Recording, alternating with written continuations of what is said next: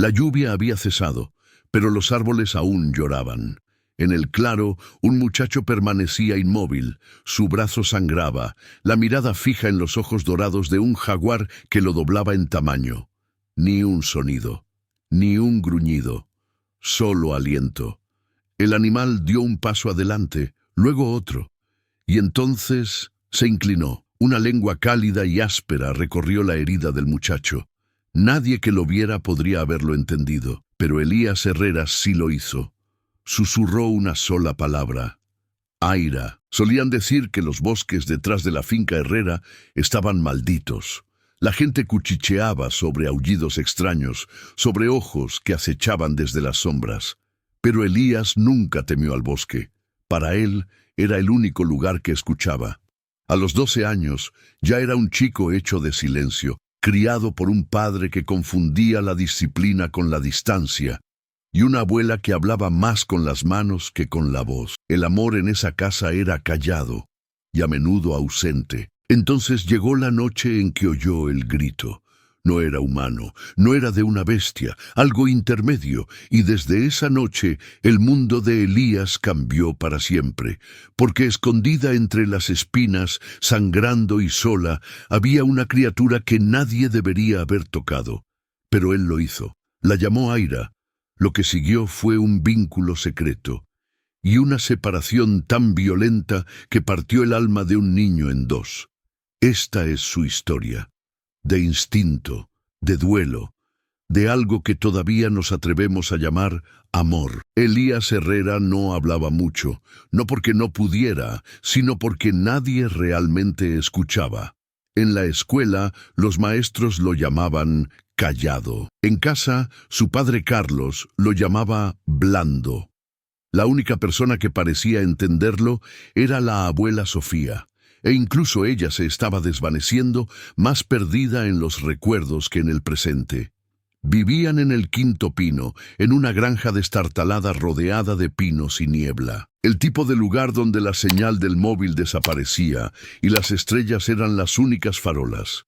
Elías pasaba sus días alimentando gallinas, arreglando lo que su padre rompía y adentrándose en los bosques donde nadie lo seguía. Era allí, bajo ramas cubiertas de musgo y susurros de viento, donde se sentía más cercano a algo que no lo juzgaba.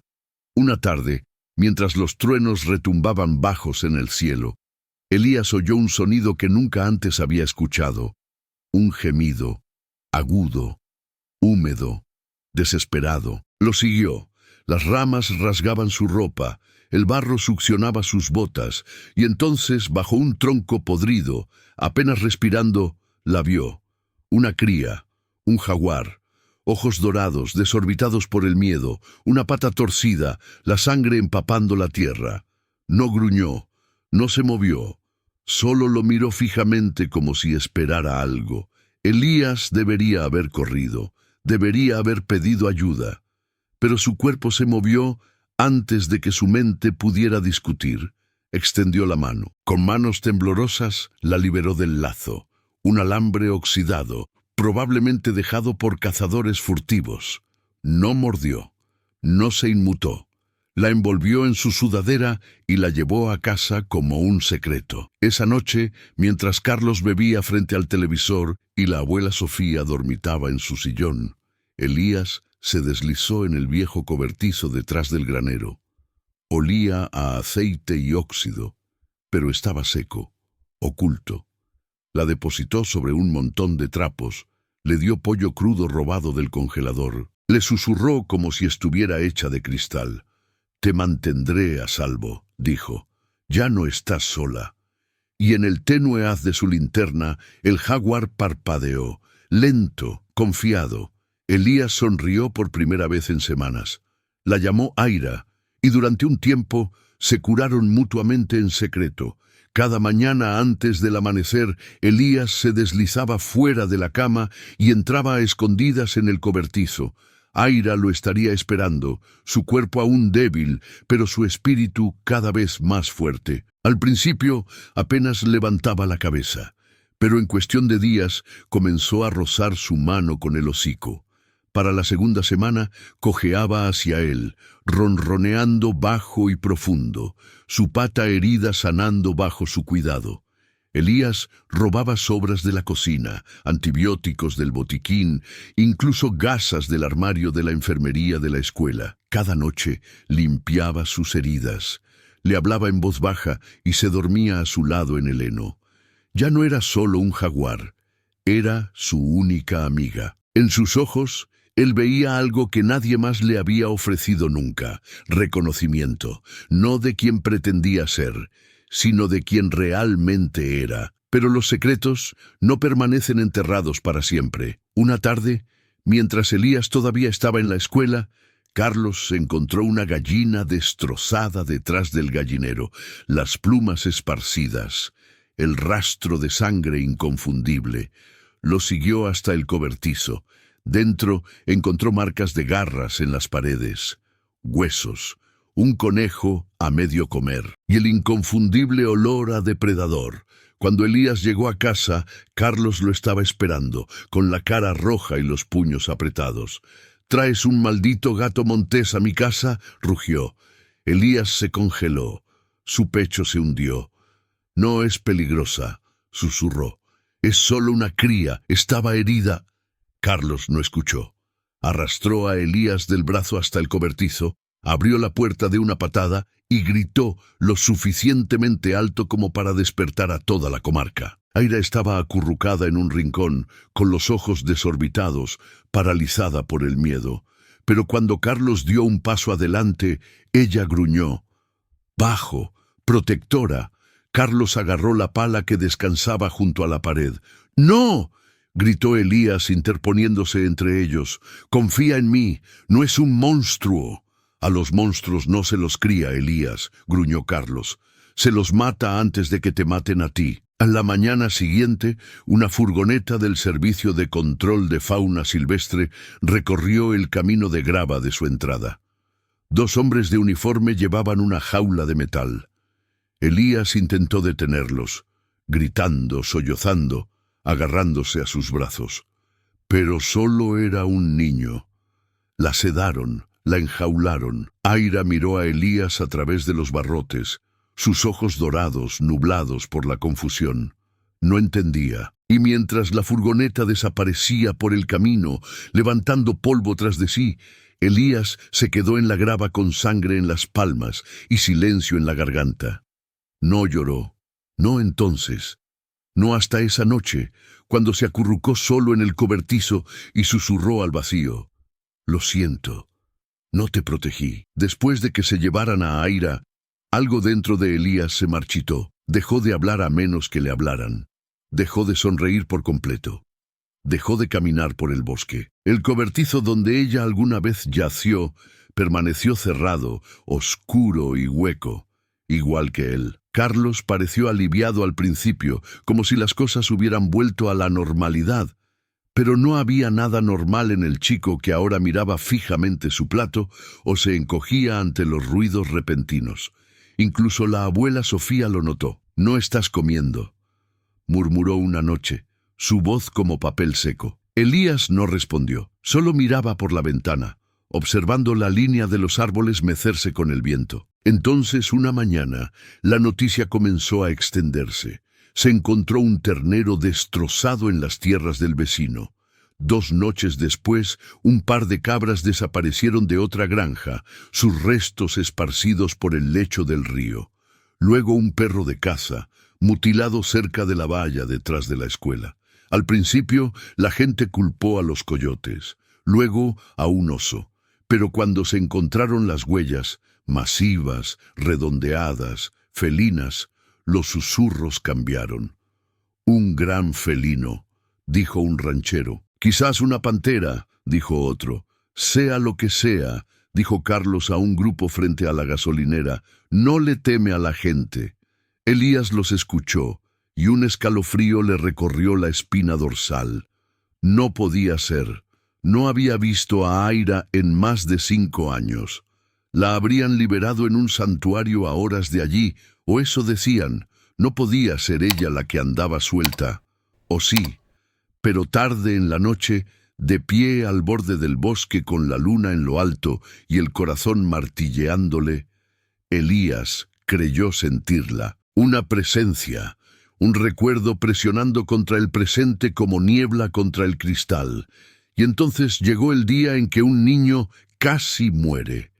Un chico local, no mayor de 10 años, se había adentrado demasiado en la maleza.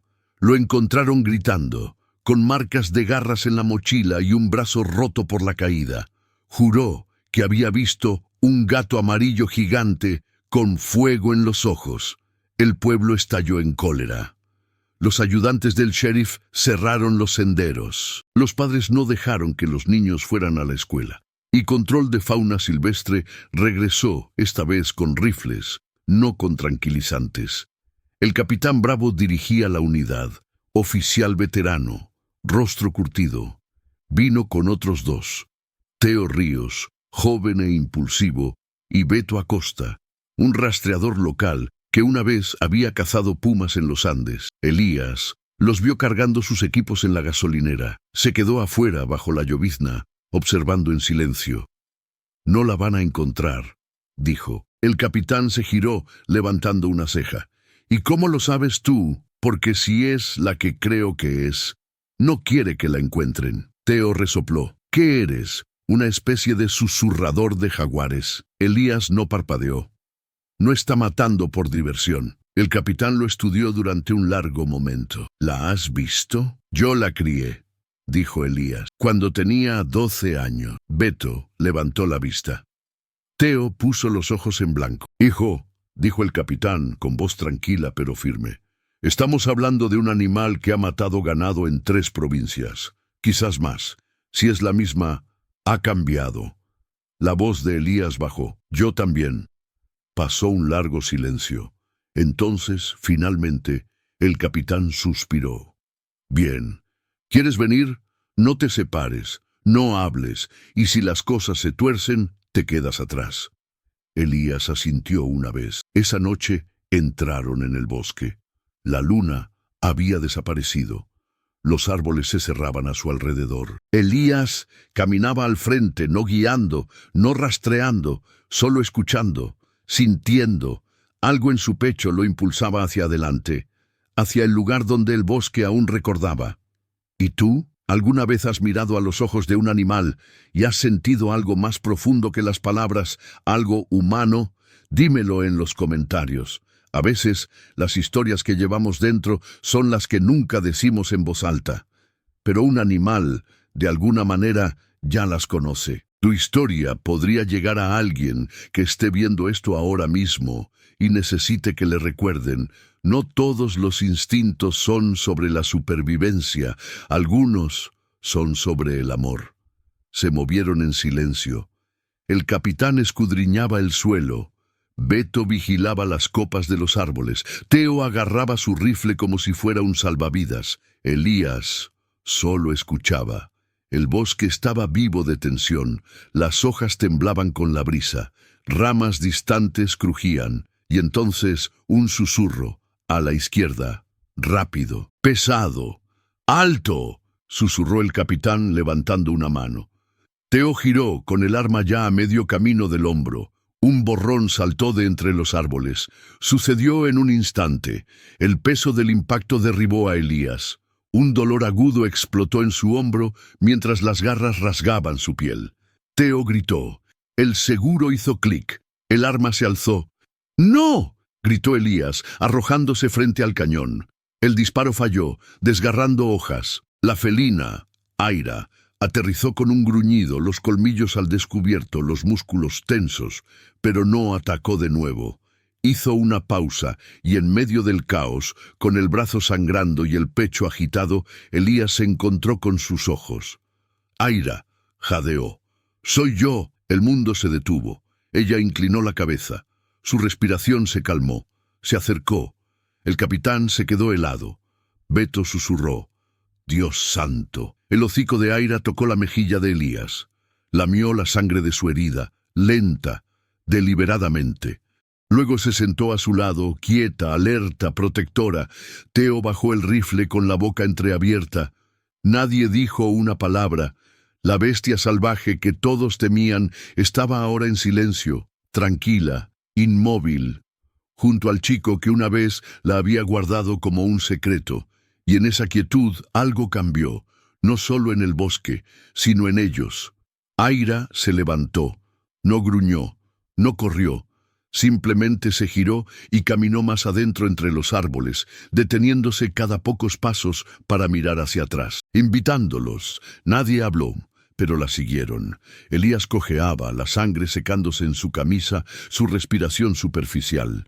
Aira lo esperó. Cruzaron un arroyo estrecho, se agacharon bajo un cedro caído y emergieron en un pequeño claro, tranquilo, intacto y cargado de un olor. El olor fue lo primero que los golpeó. Agudo, metálico, equivocado. Beto se detuvo en seco. Algo está muerto. Allí, semienterradas bajo tierra suelta y hojas, había dos pequeñas figuras. Elías cayó de rodillas. Dos cachorros de jaguar, no recién nacidos, pero aún no adultos. Su pelaje era hermoso, incluso en la muerte, dorado y negro, ahora manchado de sangre oscura. Sus cuerpos estaban retorcidos, cruelmente destrozados, desollados en algunas partes. Marcas de garras surcaban sus caras. Teo retrocedió, mascullando una maldición. Beto susurró: «Esto no fue una pelea, fue una carnicería».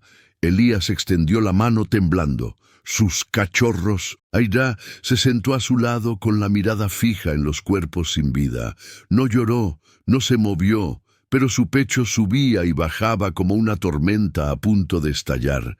El capitán se arrodilló, quitando tierra del costado de un cachorro. «Esto no fue obra de un animal.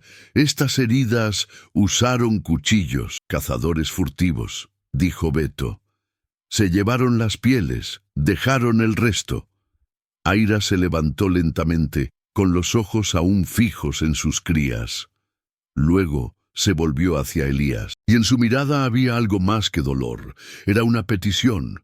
«No fueron solo asesinatos», dijo Elías con voz hueca. «Fueron advertencias, territorio, venganza. Y nosotros la culpamos a ella», añadió el capitán en voz baja. Aira se acercó a los cuerpos, luego curvó su enorme forma alrededor de ellos, protectora, maternal. Su cuerpo temblaba, no de rabia, sino de dolor. No más misterio, no más teoría. No había cazado por deporte, no había matado por instinto. Era una madre de luto, y nadie la había escuchado. El claro contuvo el aliento. Aira no se movió. Sus cachorros yacían fríos bajo ella. Su cuerpo los protegía como si el sueño aún pudiera regresar. Teo retrocedió, con voz áspera. «Tenemos que informar de esto». «¿A quién?», preguntó Beto. «A la misma gente que durante años ha permitido que los furtivos campen a sus anchas por estas tierras y lo llamen desafortunado». El capitán se levantó lentamente, con los ojos en los árboles. «Lo negarán. O peor, volverán a culpar al felino». «Ya lo hicieron», dijo Elías, apenas por encima de un susurro. «La convirtieron en un monstruo por llorar de la única manera que sabía». El silencio cayó de nuevo. El único sonido era el viento susurrando entre las agujas de pino sobre ellos. Entonces Aira se levantó. No rugió, no enseñó los dientes. En lugar de eso, caminó hacia el borde del claro y se detuvo junto a un grupo de maleza rota, recién pisoteada, las hojas aún húmedas. Huellas, pisadas, humanas, estuvieron aquí, murmuró el capitán, arrodillándose. «Hace poco, menos de un día. Todavía están cerca», añadió Beto, escudriñando los árboles, probablemente observando. «Los furtivos no huyen hasta estar seguros de que nadie vio nada». Elías sintió un escalofrío recorrerle la espalda. Aira lo miró. Ya no había rabia, solo una profunda y vieja tristeza. No pedía venganza, pedía ser comprendida. «¿Qué hacemos?», preguntó Teo, agarrando de nuevo su rifle. «No podemos simplemente marcharnos». «No», dijo el capitán. Documentamos esto, cada herida, cada señal. Lo llevaremos a la provincia, a la prensa si es necesario. ¿Y ella?, preguntó Beto con los ojos en Aira. El capitán exhaló. Ella ya no es la amenaza. Aira se giró una última vez hacia sus cachorros, empujándolos suavemente con el hocico. Luego, sin previo aviso, se adentró entre los árboles y desapareció, su cuerpo tragado por la sombra y el verde. Elías no la siguió. Sabía que esta vez era diferente. No solo se alejaba de ellos, estaba dejando atrás todo lo que había perdido. La amenaza ya no era el animal en el bosque, eran las personas que se escondían detrás de los árboles. Y ahora ellos eran los observados. No durmieron esa noche. De vuelta en el campamento base, bajo una lona gris que ondeaba al viento, el capitán revisó cada foto, cada nota. Beto trazó un mapa de las huellas, marcando una dirección aproximada, sur, hacia el viejo camino de la cantera. Teo caminaba de un lado a otro, nervioso, mordiéndose las uñas. Elías estaba sentado junto al fuego, mirando las llamas, con el brazo vendado y la camisa rígida por la sangre seca. Nos trajo allí por una razón, dijo en voz baja, no para asustarnos, no por venganza, quería que viéramos. El capitán asintió. Y ahora lo sabemos. Pero eso no es suficiente, añadió Elías. Todavía están ahí fuera. Beto habló a continuación. Seguimos las huellas, al amanecer. ¿Armados?, preguntó Teo. Documentados, respondió el capitán. Nada de disparos a menos que sea necesario. Esto no es una guerra. Pero la guerra ya había comenzado. Simplemente no se habían dado cuenta. Al amanecer se pusieron en marcha. Elías los guió parte del camino. No estaba entrenado, pero Aira había dejado marcas sutiles que solo él parecía notar. Arañazos en los árboles, ramas rotas, una única huella de zarpa semienterrada en el barro. Hacia el mediodía llegaron a la cantera. Cabañas vacías, equipos viejos oxidándose en la tierra, pero bajo un cobertizo cubierto de lona encontraron lo que temían: cuerdas, jaulas, sangre seca y pieles de animales dobladas en bolsas de basura negras. Elías se congeló. Una bolsa tenía marcas que reconoció, manchas como las de los cachorros de Aira. Teo se dio la vuelta y vomitó. Beto apretó los puños. Unos pasos crujieron detrás de ellos. 3 hombres, chaquetas de camuflaje, rifles. ¿Perdidos, muchachos?, preguntó uno de ellos, sonriendo como si ofreciera limonada. El capitán dio un paso adelante, tranquilo pero firme. Esto es terreno estatal. Están invadiendo propiedad privada. Gracioso, replicó el hombre. Podría decir lo mismo de ustedes. Elías se interpuso entre ellos. Su voz era tranquila, pero firme. Ustedes mataron a sus cachorros. La sonrisa vaciló.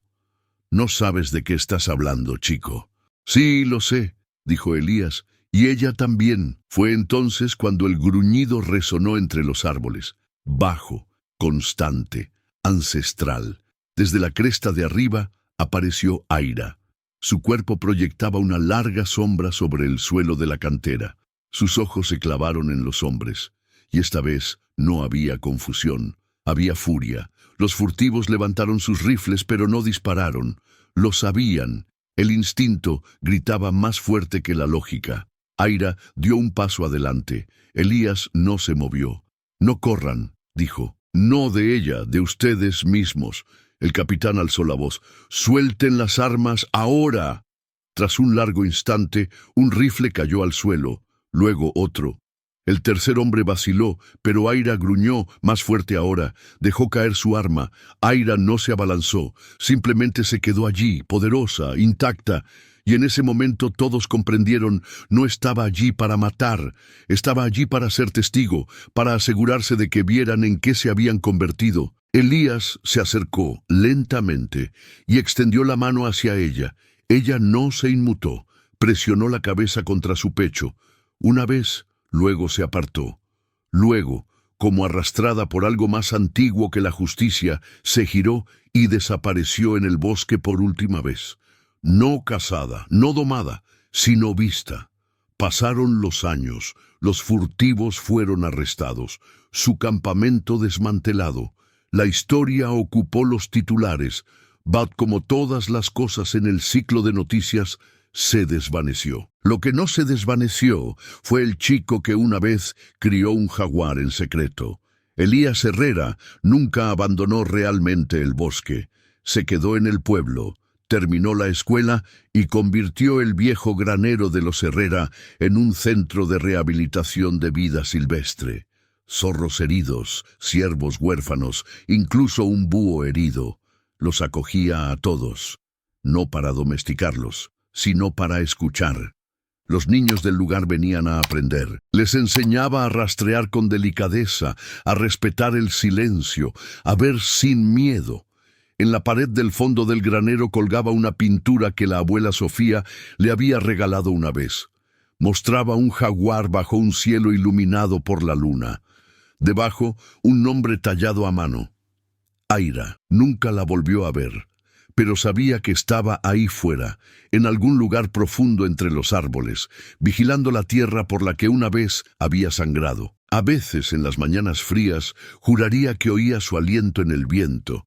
No un gruñido, no una advertencia, solo un recordatorio de que algunos lazos no terminan, simplemente cambian de forma. Y que el duelo, cuando se comparte en silencio, puede convertirse en algo completamente diferente.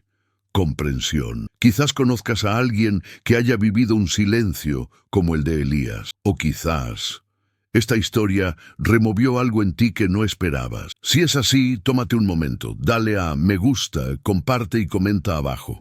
A veces, una pequeña acción puede llevar un mensaje más lejos de lo que jamás imaginamos.